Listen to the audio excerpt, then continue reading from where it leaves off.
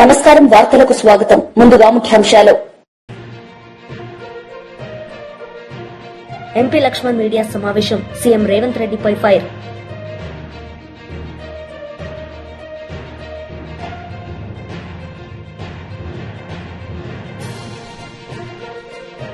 Minister Savitha media సమావేశం. మాజీ CM Jagan పై fire. Minister Savitha media సమావేశం నిర్వహించారు. ఈ సందర్భంగా పలు అంశాలపై ఆమె మాట్లాడారు. కోసం కష్టపడుతున్నారు. మరి ఈ రోజు వాళ్ళ ఉనికి కోసం రాజకీయాలు చేస్తున్నారన్న విషయం అందరికీ తెలుసు.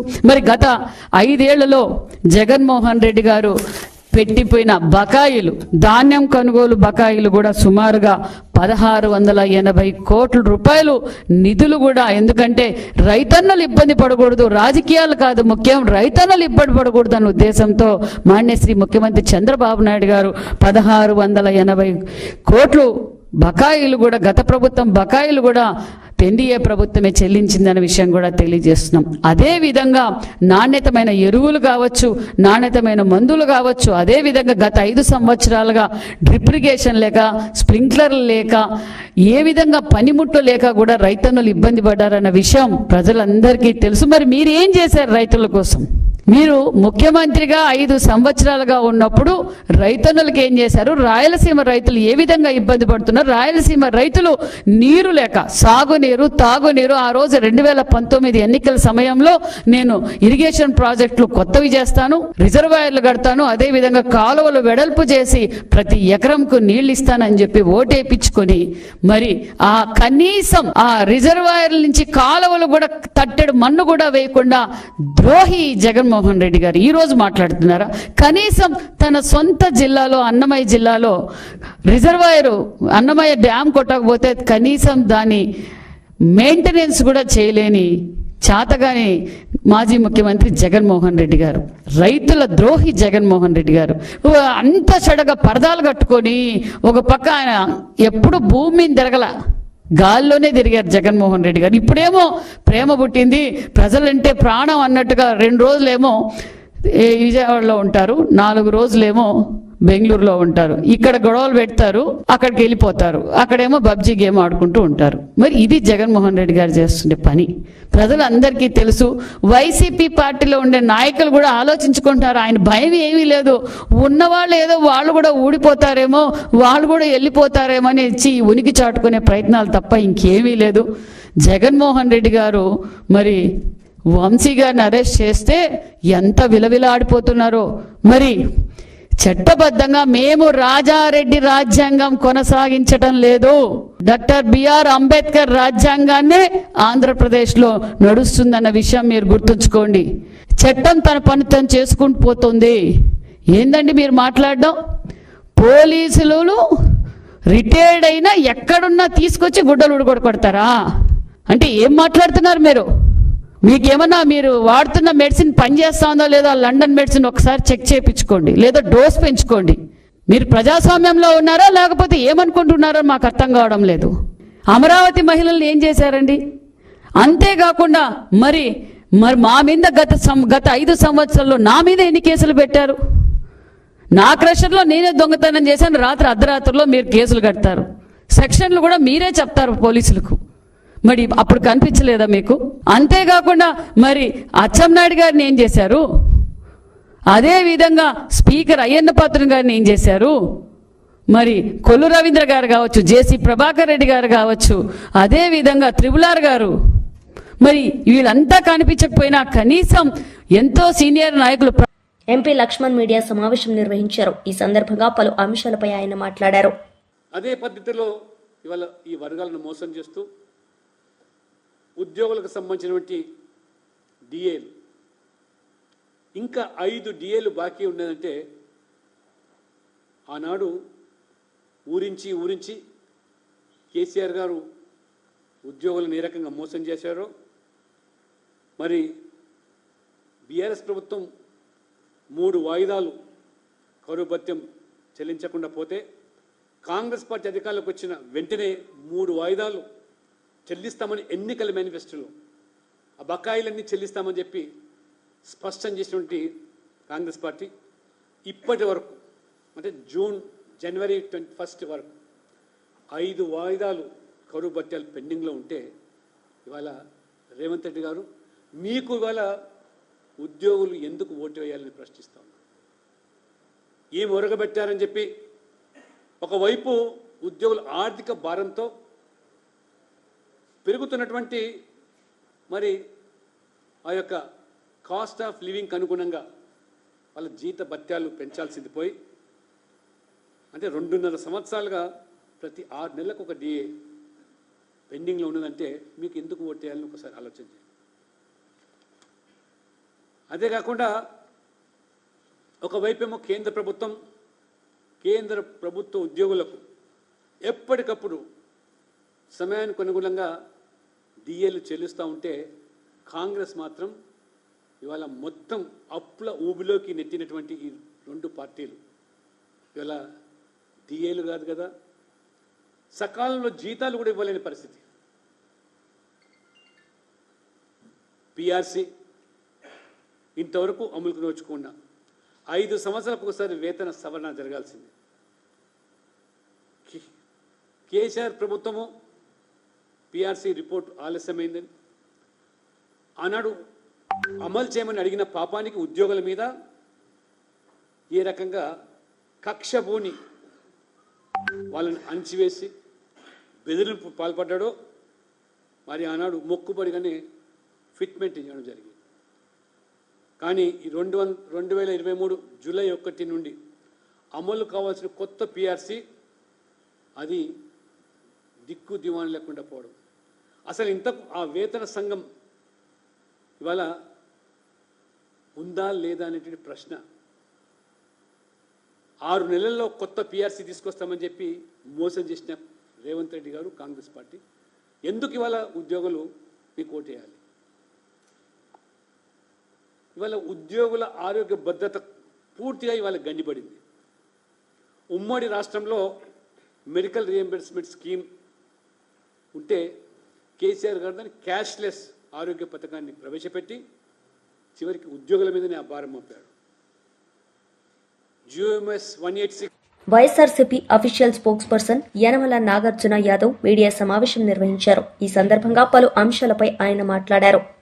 1924 మధ్య కాలంలో జగన్మోహన్ రెడ్డి గారు ముఖ్యమంత్రిగా ఉన్నప్పుడు ఈ చంద్రబాబు నాయుడు గారు ఏం చెప్పారు? అసలు చూడండి తమ్ముళ్ళు, జగన్మోహన్ రెడ్డి గారు ఛార్జీలు పెంచాడు, చంద్రబాబు నాయుడు గారు వస్తే అసలు ఛార్జీలే పెంచమని చెప్పాడు. మరి చంద్రబాబు నాయుడు గారు ఛార్జీలు పెంచనంటున్నాడు, ఇది నిజమేనా అనుకునే లోపు చంద్రబాబు నాయుడు మాటలు ఎవరు నమ్ముతారా బాబు? ఇంతకుముందు ఛార్జీలు పెంచారు అని అంటే పెట్టలను కాల్చినట్టు పోలీసులను పెట్టి పెట్టలను కాల్చినట్టు కాల్చి పడేసినటువంటి చరిత్ర చంద్రబాబుకు ఉంది. చంద్రబాబు నాయుడు మాటలు ఎవరు నమ్మద్దని ప్రజలు డిసైడ్ అయ్యారు. అరే ఇట్టయితే అసలు నమ్మట్లేదని చంద్రబాబు నాయుడు గారు ఏం చెప్పారు? లేదు ఛార్జీలు పెంచకపోవడమే కాదు 30% తగ్గిస్తా అని చెప్పాడు. సూపర్ 6 హామీలు అంటాడు, ఛార్జీలు తగ్గిస్తా అంటాడు, ఛార్జీలు పెంచనంటాడు. చంద్రబాబు నాయుడు సంపద సృష్టించి మనకి ఏదో చేస్తాడు అని ఈ 100 మగధులు వీళ్ళందరూ ప్రచారం చేసుకున్న తర్వాత చంద్రబాబు నాయుడు గారు మొత్తానికి గద్దెనెక్కాడు. గద్దెనెక్కిన తర్వాత హామీలను తొంగలో తొక్కినట్టే సామాన్యుడి నెత్తి మీద పెద్ద గుదిబండ వేశాడు. ఏమిరా గుదిబండ అంటే, ఈయన ముఖ్యమంత్రి అయిన తర్వాత 2024లో అక్టోబర్లో దీపావళి వచ్చింది. ఈ దీపావళిలో ప్రజలందరూ సంతోషంగా ఉంటే చంద్రబాబు నాయుడు గారికి ఇష్టం ఉండిద్దా?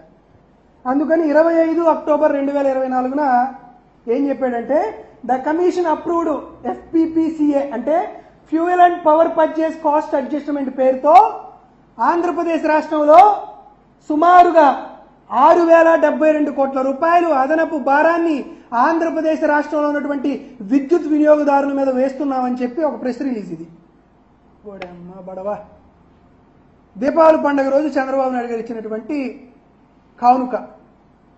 సరే, ఈ దెబ్బ నుంచి కాస్త తేరుకునే లోపు మళ్ళీ 29 నవంబర్ 2024న ఈసారి డోసు పెంచాడు చంద్రబాబు నాయుడు. 9,412 కోట్ల రూపాయలు. చంద్రబాబు నాయుడు గారు ముఖ్యమంత్రి అయినటువంటి మొదటి 6 నెలల్లోనే సుమారుగా 15,780 కోట్ల రూపాయల అదనపు భారాన్ని ట్రూ అప్ ఛార్జీల పేరున సామాన్యుడి పైన నెత్తి మీద వేసి కోలుకోలేకుండా దెబ్బతీశాడు. ఈరోజు మళ్ళా కొత్త కథ మొదలైంది. ఈ కొత్త కథ ఏంది? రిటైల్ సప్లై టారిఫ్ అని వచ్చే ఆర్థిక సంవత్సరానికి ఒక రిపోర్ట్ రిలీజ్ చేశాడు. ఈ రిపోర్ట్ రిలీజ్ చేసి ఏం చెప్పారంటే, లేదు లేదు లేదు లేదు లేదు ఈసారి ఎట్టి పరిస్థితుల్లోనూ మేము కరెంటు ఛార్జీలు పెంచము అన్నాడు. మరి నిజమేనేమో అనుకొని ఒకసారి ఈ రిపోర్ట్ చూద్దామని చెప్పాం. ఈ రిపోర్ట్ 347 పేజీలు ఉంది. పాపం ఎవరు చదువుకోలేరేమో అని చూసుకుంటే పేజీ నెంబర్ 153లోకి వెళ్దాం. పేజీ నెంబర్ 153లో చంద్రబాబు నాయుడు చేసినటువంటి ఒక గిమ్మిక్కు, నిజంగా మాయల మాంత్రికుడు కూడా, ఫకీర్ కూడా ఎప్పుడు ఇటువంటి పనులు చేయరు. ఏం చెప్పారు ఈయన అద్భుతంగా. ఇంతకుముందు హెచ్డి కనెక్షన్స్ అంటే హై టెన్షన్ కనెక్షన్స్ ఉన్న వాళ్ళకి పీక్ అవర్స్ అంటే ఉదయం 6 గంటల నుంచి 10 గంటల వరకు, సాయంత్రం 6 గంటల నుండి రాత్రి 10 గంటల వరకు పీక్ అవర్స్ ఉంటాయి.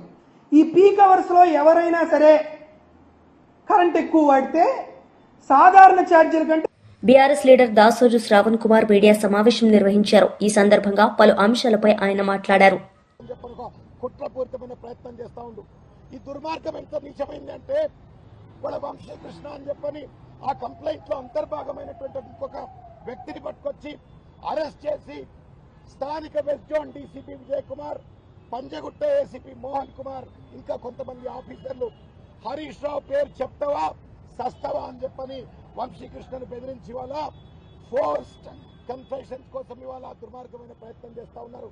చట్టానికి వ్యతిరేకం, సిఆర్పిసికి వ్యతిరేకం, భారత రాజ్యాంగ స్ఫూర్తికి వ్యతిరేకమైనటువంటి ఒక చర్యలకు పాల్పడితే ఇవాళ ఏ రకంగా సరే అడ్డమైన దారిలో హరీష్ రావు గారిని నిర్బంధించాలని ప్రయత్నం చేస్తా ఉన్నారు. మిత్రులారా, గత సంవత్సరన్నర కాలంగా చూసినట్టయితే అనేక పర్యాయాలు కేసీఆర్ గారిపైన, కేటీఆర్ గారిపైన, కవిత గారిపైన, ముఖ్యంగా హరీష్ రావు గారిపైన అనేక మార్లు దాడులు చేసే ప్రయత్నం చేసిండ్రు. ఖమ్మంలో దాడులు చేస్తే కేసు పెట్టమంటే ఉల్టా వల్ల హరీష్ రావు గారిపైన కేసు పెట్టి నిర్బంధానికి గురి చేసే ప్రయత్నం చేసిండ్రు. ఇవాళ చక్రధర్ అనేటువంటి ఒక ఊరు పేరు లేని వ్యక్తి కంప్లైంట్ ఇస్తే ఆ కంప్లైంట్ ఆధారంగా ఫోన్ ట్యాపింగ్ హరీష్ రావు చేసిండ్రు అని చెప్పని అతన్ని వాళ్ళ జైల్లో పెట్టాలని ప్రయత్నం చేస్తా ఉన్నారు. సాక్షులను బెదిరించి అదిరించి చట్టాన్ని గుప్పెట్లో పెట్టుకుని రేవంత్ రెడ్డి చేతిలో కీలు బొమ్మలుగా మారిన కొంతమంది పోలీస్ అధికారులు ఇవాళ దుర్మార్గమైన రీతిలో వ్యవహరిస్తా ఉన్నారు. మేము ఒకటే విజ్ఞప్తి చేశాం జితేందర్ గారికి, పార్టీలు ఉంటాయి పోతాయి, అధికారం ఉంటది పోతుంది, కానీ custodians of the constitution police are permanent. ఒకప్పుడు తెలంగాణలో పోలీసులు అంటే గర్వపడే వాళ్ళం, ఫ్రెండ్లీ పోలీస్ అని చెప్పని, చట్టానికి రాజ్యాంగానికి లోబడి పనిచేసే పోలీస్ అని. కానీ ఇవాళ రేవంత్ రెడ్డికి ఇవాళ ప్రైవేట్ ఆర్మీ లెక్క పనిచేస్తున్న పరిస్థితి చూస్తా ఉన్నాం. రేవంత్ రెడ్డి చెప్పు చేతుల్లో పనిచేస్తూ ఇవాళ ప్రతిపక్ష పార్టీ నాయకుల గొంతుల్లోకే ప్రయత్నం చేస్తా ఉన్నారు. సామాజిక మాధ్యమకారులపైన, ప్రతిపక్ష పార్టీ నాయకులపైన, ముఖ్యంగా కేటీఆర్, హరీష్ రావు గారు లాంటి వాళ్ళపైన కేసులు పెట్టి వాళ్ళ అణచివేత ప్రయత్నం చేస్తా ఉన్నారు. రేవంత్ రెడ్డి ఒకటే విషయం గుర్తుపెట్టుకోవాలా, ఎంతెంత అయితే అణచివేతకు పాల్పడతాడో అంతకు ఉవ్వెత్తున ఇవాళ బీఆర్ఎస్ పార్టీ ఎగిసిపడుతుంది. హరీష్ రావు గారిపైన కానీ, కేటీఆర్ గారిపైన కానీ ఇటువంటి కీలక నాయకులపైన చేయి వేసే ప్రయత్నం చేస్తే, తప్పుడు కేసులు వేసే ప్రయత్నం చేస్తే ప్రజల ఆగ్రహావేశాలకు కొట్టుకపోక మానవు అని చెప్పని ఇవాళ రేవంత్ రెడ్డి గుర్తుపెట్టుకోవాలని చెప్పని కోరుతా ఉన్నాము. ముఖ్యంగా పోలీస్ అధికారులను, అయ్యా మీకు జీతం ఇచ్చేది రేవంత్ రెడ్డి కాదు, మీకు మీ నెత్తే టోపీ పెట్టింది రేవంత్ రెడ్డి కాదు. రేపు పొద్దుగాల మీరు ఇట్లే వ్యవహరిస్తే మేము డిఓపీటీకి పోతాం, డిపార్ట్మెంట్ ఆఫ్ పర్సనల్ ట్రైనింగ్ పోతాం, నేషనల్ హ్యూమన్ రైట్స్ కమిషన్ దగ్గర పోతాం. ఉన్న టోపీలు మీ బెల్టులు కూడా ఊడిపోతాయి ఇట్లే కనుక వ్యవహరించినట్టయితే. ఈ రకంగా రాజ్యాంగానికి వ్యతిరేకంగా వ్యవహరించినట్టయితే మీకున్నటువంటి ఒక విస్తృస్థాయి అధికారులను అధికారాలను దుర్వినియోగం చేసే ప్రయత్నం చేస్తే మీ టోపీలు పోతాయి, మీ బెల్టులు పోతాయి, మీ ఉద్యోగాలు పోతాయి అనే విషయాన్ని దయచేసి గుర్తుపెట్టుకోవాలని చెప్పని తెలియజేస్తున్నాం. చూస్తా ఉన్నాం పక్క రాష్ట్రాల్లో ఎవరైతే అధికారులు విచ్చలవిడిగా వ్యవహరిస్తే వాళ్ళు ఇవాళ ఉద్యోగాలు కోల్పోయి బయట ఉన్న పరిస్థితి చూస్తూ ఉన్నారు. మీరు కూడా అటువంటి యొక్క పరిణామాన్ని ఎదుర్కొంటారా మీరు తేల్చుకోవాలని చెప్పని సందర్భంగా తెలియజేస్తారు. దమ్ముంటే దొంగలను పట్టుకోండి, క్రిమినల్స్ పట్టుకోండి, కానీ ప్రజల కోసం కొట్లాడుతున్న ప్రజా గొంతుకల పైన హరీష్ రావు గారి పైన తప్పుడు కేసు పెట్టాలనే ప్రయత్నం చేస్తే మాత్రం తస్మాత్ జాగ్రత్త, తగిన మూల్యం మీరు చెల్లించుకుంటారని చెప్పని సందర్భంగా నేను తెలియజేస్తా ఉన్నాను. హైకోర్టు ఈ కేసులో స్పష్టంగా చెప్పింది, ఇది తప్పుడు కేసు, ఈ మొత్తం కూడా ఒక తప్పుడు కేసు, దీని మొత్తం ఇన్వెస్టిగేషన్ ఆపేయాలని చెప్పిన తర్వాత కూడా పోలీసులు రేవంత్ రెడ్డికి తొత్తులు లెక్క వ్యవహరిస్తూ యొక్క వ్యతిరేకి పాల్పడటం నేరం. డీజీపీ గారు సానుకూలంగా స్పందించినారు. విజయ్ కుమార్ గారి పైన, మోహన్ కుమార్ పైన, మిగతా అధికారుల పైన సత్వరంగా చర్యలు చేపడతామని చెప్పని కూడా వాగ్దానం చేయటమైంది. మేము చట్టాన్ని నమ్ముతా ఉన్నాం, రాజ్యాంగాన్ని నమ్ముతా ఉన్నాం. ఒకవేళ ఇక్కడ మాకు న్యాయం లభించకపోతే డీజీపీ దగ్గర మేము తప్పనిసరిగా గవర్నర్ దగ్గరికి వెళ్తాం, మేము తప్పనిసరిగా ఢిల్లీలో డిఓపీడీ దగ్గరికి వెళ్తాం, నేషనల్ హ్యూమన్ రైట్స్ కమిషన్ దగ్గరికి వెళ్తాం. కానీ అన్యాయాన్ని మాత్రం సహించమని చెప్పి మినిస్టర్ కె శ్రీనివాస్ మీడియా సమావేశం నిర్వహించారు. ఈ సందర్భంగా పలు అంశాలపై ఆయన మాట్లాడారు. ప్రజలకి ఏం మెసేజ్ ఇస్తున్నారనేది తెలియట్లేదు. మరి నిన్న ఎలక్షన్ కోడ్ ఉంటుండగా మిర్చి మార్కెట్కి వెళ్ళి అక్కడిని రైతులకి ఏదో సాయం చేస్తున్నామని యాక్ట్ చేస్తూ, అంటే అక్కడ ఎలక్షన్ కోడ్ ఉంటుండగా ఎలక్షన్ కోడ్ లో వెళ్ళకూడదని తెలిసి కూడా అధికారులు మేము ప్రొటెక్షన్ ఇవ్వలేము, మీరు వెళ్ళకూడదు, ఇది ఉల్లంఘన అని చెప్పినా కూడా ఆయన వెళ్ళి అక్కడ రైతులకి ఏదో సాయం చేస్తామని చెప్పి నటిస్తూ ఆల్రెడీ గవర్నమెంట్ రైతుల పక్షాన్ని నిలబడి రేటు ఆల్రెడీ మనం చూసాం, వారం రోజులుగా రేటు పెరుగుతా ఉంది, రేటు కూడా ఇంక్రీజ్ అయింది, 10,000కి పైన అయింది. గవర్నమెంట్ ఆఫ్ ఇండియాతో వర్క్ చేస్తున్నారు, ప్రభుత్వం పనిచేస్తుంది. అక్కడ పార్లమెంటరీ అధ్యక్షులు అయినటువంటి శ్రీకృష్ణదేవరాయలు ఆయన మాట్లాడుతున్నారు, తెలుగుదేశం పార్టీ పార్లమెంటరీ అధ్యక్షులు. అలాగే సిఎంఎం ఆఫీస్ నుంచి కూడా కాన్స్టెంట్ గా గవర్నమెంట్ ఆఫ్ ఇండియాతో టచ్ లో ఉండి మిర్చి రైతులకి సాయంగా పూర్తి స్థాయిలో సపోర్ట్ వచ్చే విధానంలో పనిచేస్తా ఉంటే ఈయన నిన్న వెళ్ళి నేనే అంతా చేశానని కాన్సెప్ట్ లో వెళ్ళి చెప్పుకోవడానికో మరి ఏమో తెలియదు, కానీ ప్రోటోకాల్ లేకుండా, ఒక సెక్యూరిటీ లేకుండా, అంటే ఎలక్షన్ కోడ్ ఉన్నప్పుడు ఖచ్చితంగా సెక్యూరిటీ ఇవ్వలేరు. ఎలక్షన్ కోడ్ ఉన్నప్పుడు వెళ్ళకూడదని చెప్పడం జరిగింది. చెప్పినా కూడా మా క్యాండిడేట్ లేరు, మేము ఎలక్షన్ లో కంటెస్ట్ లేదు అని చెప్పుకుంటే ఒక ఫాల్స్ స్టేట్మెంట్ ఇస్తూ వాళ్ళు ఆ ప్లేస్ కి వెళ్ళడం, ఆ ప్లేస్ అంతా కూడా ధ్వంసం చేశారు. ఈ రోజు అక్కడ మిర్చి రైతులు చాలా మంది మనం చూసాం మీడియాలో, వాళ్ళందరూ చెప్తున్నారు అసలు వాళ్ళు ఎందుకు వచ్చారో తెలియదు, వచ్చి మొత్తం మిర్చి యార్డ్ లో ఉన్న బస్తాలను కొంచెం డ్యామేజ్ చేసి వెళ్ళిపోయారని కూడా చూసాం మనం. మరి ఈ రోజు బొత్స సత్యనారాయణ గారు ఆయన వెళ్ళి గవర్నర్ కి ఏమో రిప్రజెంటేషన్, మాకు సేఫ్టీ లేదని. మీరు చేస్తుంది ఏ రకంగా భావ్యం? మొన్న వెళ్ళి అధికారులు బెదిరిస్తున్నారు, పోలీస్ ఆఫీసర్స్ ని బెదిరిస్తున్నారు. నిన్నేమో సెక్యూరిటీ లేకుండా వెళ్ళొద్దని చెప్పినా కూడా ఏదో సానుభూతి పరంగా వెళ్ళి ఏదో చెప్పేసి మేమే చేసామని చెప్పుకోవడానికో ఏంటో తెలియదు, కానీ నిన్న అసలు వెళ్ళని చోటుకు వెళ్ళకూడదని చెప్పినా కూడా వెళ్ళడం. ఈ రోజు మళ్ళీ వెళ్ళి మాకు ఎవరు పట్టించుకోవట్లేదు, మమ్మల్ని ఎవరు మాకు పోలీస్ బందోబస్తు చేయట్లేదు, ఇవన్నీ వెళ్ళి బొత్స సత్యనారాయణ గారు ఎందుకు ప్రజెంట్ చేశారు? అంటే ప్రజల దగ్గర సానుభూతి తెచ్చుకుందాం అనుకుంటున్నారా, లేకపోతే ఏం చేద్దాం అనుకుంటున్నారు? ఎటువంటి మెసేజ్ మీరు ఇద్దామని అనుకుంటున్నారు ప్రజలకి? మొన్నేమో బెదిరింపులు, పోలీసుల మీద ఇచ్చేసేస్తాం అది చేసేస్తామని, నిన్నేమో సెక్యూరిటీ లేకుండా పోలీసులు వెళ్ళకూడదు, మీరు ఎలక్షన్ కోడ్ ఉందని చెప్పినా కూడా వెళ్ళడం. మరి ఈ రోజేమో మాకు సేఫ్టీ లేదు, సెక్యూరిటీ లేదు, మాకు సేఫ్టీ కల్పించదని చెప్పడం ఎంతవరకు ధర్మం అని చెప్పి నేను ఈ వేదిక ద్వారా అడుగుతున్నాను. ఇది ఖచ్చితంగా ప్రజలను తప్పుదావ పెట్టి తప్పు ఆలోచనలు తీసుకువెళ్ళడానికి, ప్రజల దగ్గర సానుభూతి తెచ్చుకోవడానికి వాళ్ళు చేస్తున్న ప్రయత్నం తప్పించి ఇంకోటి ఎటువంటి సందేహం లేదు. ప్రభుత్వం ఖచ్చితంగా చెప్తా ఉంది, ఖచ్చితంగా ప్రొటెక్షన్ ఇస్తుంది, వెళ్ళొద్దని చెప్పారు, అయినా సరే వెళ్ళారు. సో దీన్ని తీవ్రంగా ఖండిస్తున్నాను. ఈ రోజు బొత్స సత్యనారాయణ గారు చేసినటువంటి ప్రయత్నం తీవ్రంగా ఖండిస్తున్నాను. నిన్న జగన్మోహన్ రెడ్డి గారు ఆయన పర్మిషన్ లేకుండా కూడా వెళ్ళడం కూడా మేము తీవ్రంగా ఖండిస్తున్నాం. అది వ్యతిరేక చర్యని.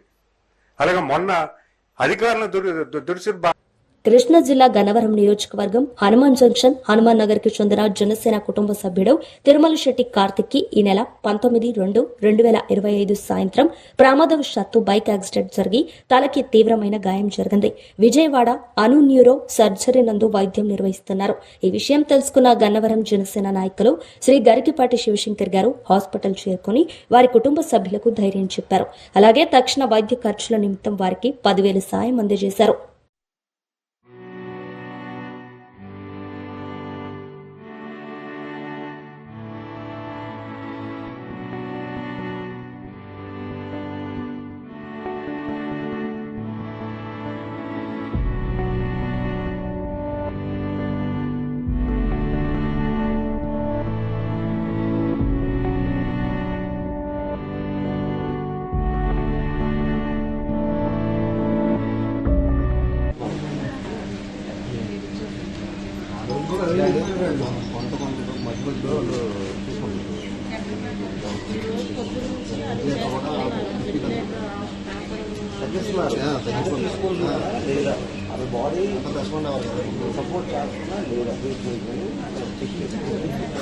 బొమ్మనహల్లి మండలం చంద్రగిరి గ్రామం కృష్ణమూర్తి గారి హత్యానంతరం వారి కుటుంబానికి సర్వే చేసి ఇవ్వాల్సిన భూమి ఏదైతే ఉందో వారి కుటుంబానికి సరైన పద్ధతిలో సర్వే చేసి ఇవ్వకుండా అడ్డంకులు చెబుతూ సంవత్సరాలు గడుపుతూ ఆఫీసుల చుట్టూ వారి కుటుంబాలను పరుగులు తీస్తున్న బొమ్మనహల్లి మండలం ఎంఆర్ఓ గారి ఆఫీస్ దగ్గర నిరసనగా చంద్ర మహేష్ రాయలసీమ రీజియన్ చైర్మన్ ఆంధ్రప్రదేశ్ ఆర్యవైశ్య మహాసభ మాట్లాడుతూ ప్రతి ఆర్యవైశ్యులు ఐకమత్యంతో ముందుకు రావాలని పిలుపునిస్తున్న దృశ్యం జై వాసవి జై జై వాసవి.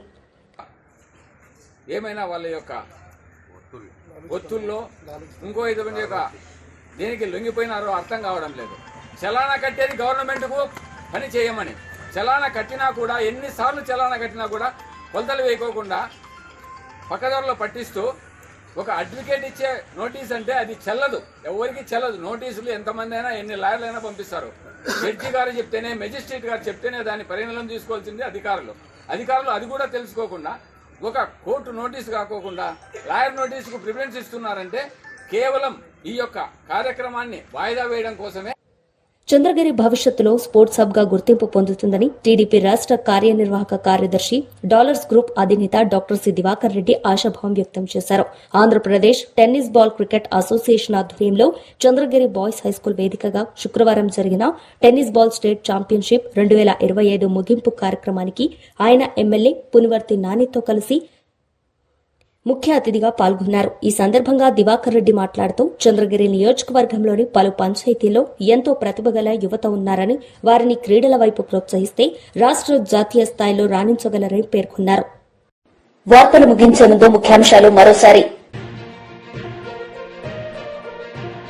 ఎంపీ లక్ష్మణ్ మీడియా సమావేశం, సీఎం రేవంత్ రెడ్డిపై ఫైర్.